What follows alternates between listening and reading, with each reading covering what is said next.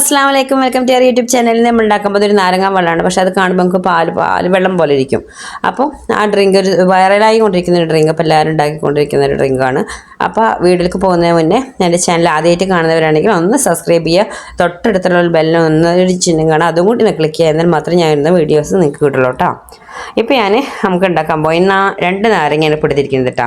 അത് നാരങ്ങ പിഴിഞ്ഞിട്ട് നമുക്ക് കുരുവൊക്കെ കളഞ്ഞിട്ട് കുരുല്ലാതെ നമുക്കിതിലേക്ക് ഒഴിച്ചു കൊടുക്കുക. കുരു ഉണ്ടെങ്കിൽ കയ്പ്പ് പെട്ടെന്ന് വരും, അപ്പോൾ അതുകൊണ്ട് കുരു വേണ്ട. അതിനുശേഷം ചെറിയൊരു പീസ് ഇഞ്ചിയാണ് ഇട്ട് കൊടുത്തത്. അതിനുശേഷം ചെറിയൊരു പീസ് മുളക് എരിവുള്ളതാണെങ്കിൽ അതിൻ്റെ ടേസ്റ്റ് ഒരു സ്പൈസി ആയിരിക്കും. ചെറിയൊരു പീസ് ഇട്ട് കൊടുത്താൽ മതി. അതിനുശേഷം 2 ഏലക്ക ഇട്ട് കൊടുത്തു. ഇനി നമുക്ക് വേണ്ട മെയിൻ ഇൻഗ്രീഡിയൻ്റ് എന്താ വെച്ചാൽ തേങ്ങയാണ്. ഫ്രഷ് തേങ്ങ തന്നെ എടുക്കാൻ നോക്കുക.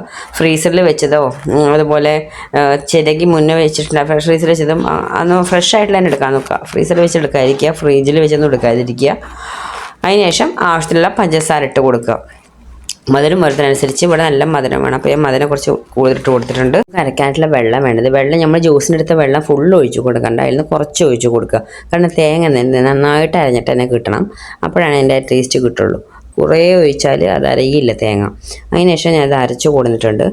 ഇതുപോലെ നല്ല ഫൈനായിട്ട് നല്ല അരഞ്ഞ പോലെ തന്നെ കിട്ടിയിട്ടുണ്ട്. ഇനി നമുക്ക് ഇതൊന്ന് അരിച്ചെടുക്കാം. അതിനൊരു പാത്രം വെച്ചിട്ടുണ്ട്, അതിലേക്ക് ഇനി നമുക്ക് അരിച്ച് കൊടുക്കാം കേട്ടോ.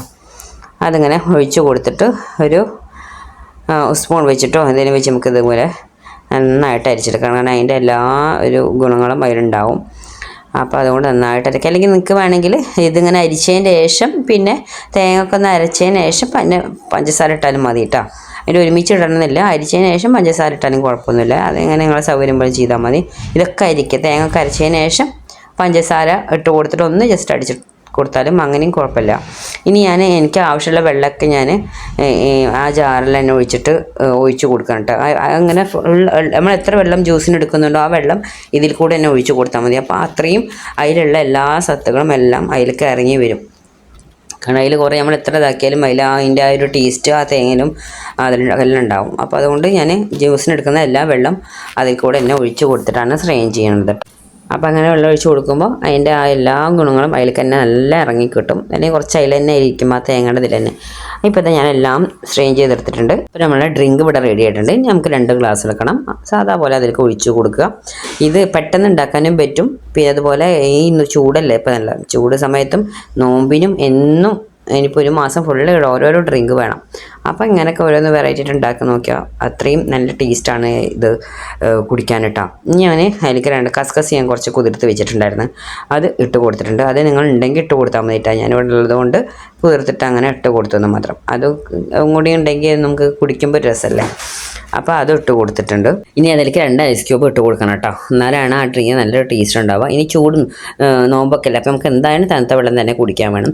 ഇപ്പം ഞാൻ തൊണ്ടവേദനയും പനിയൊക്കെ ഉണ്ട്, അപ്പോൾ അതുകൊണ്ട് ഞാൻ ഇട്ട് കൊടുത്തിട്ടില്ല കേട്ടോ. കാരണം വീഡിയോയിൽ ഇട്ടാലും നമ്മളെ തന്നെ കുടിക്കേണ്ട.